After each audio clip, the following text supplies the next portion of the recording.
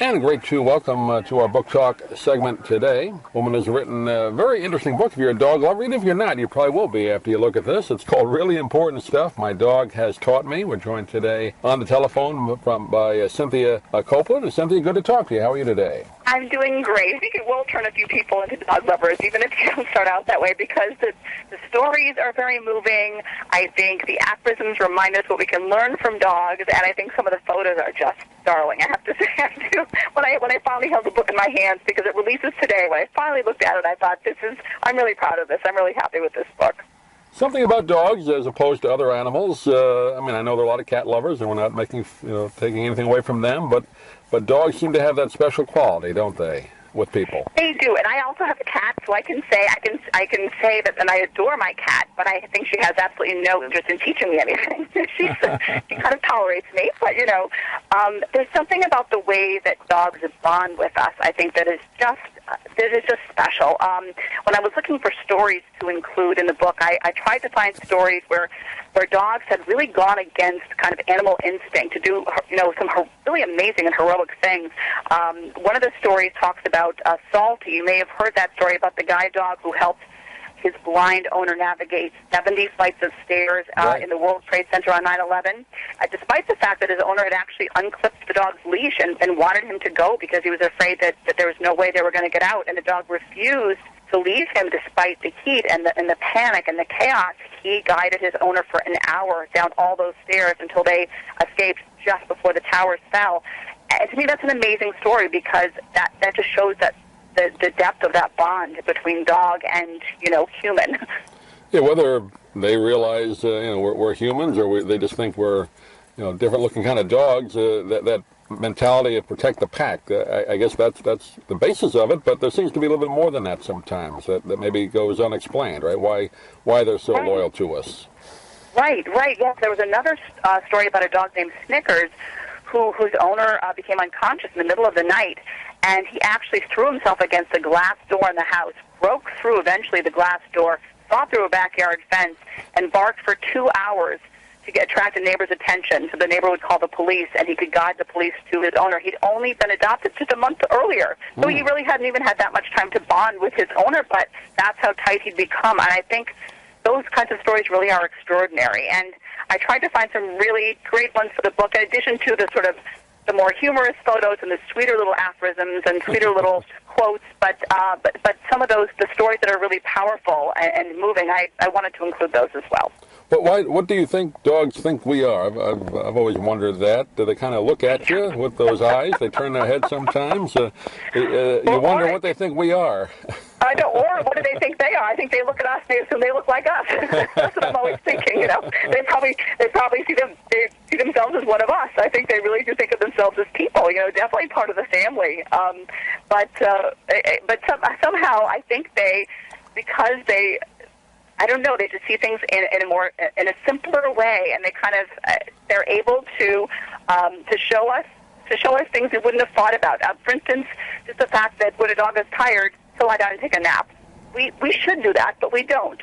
We know that we need sort of to be our energy sources to be replenished. We probably could use that nap, but we'll never take that. We'll push through, And I think some of these lessons about living a balanced life and knowing when to run and when to rest, that's something dogs can really show us and teach us. Yeah, they're very, animals in general are honest because they don't know how to be deceptive, I don't think, but dogs in particular, Exactly.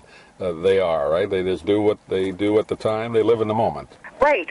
And just their level of gratitude, for things. They're not burdened by what could be, and so they're able to really enjoy what is and what's happening, at the time. And I think that's terrific too. Yeah, well, the one thing animals don't know what's going to happen to them, as people do, unfortunately. Right. And at the end of the book, I have a whole section on aging, and that's kind of one of the great things about an older dog. For older people, it's very hard not to look back and have regrets, to look forward and to worry.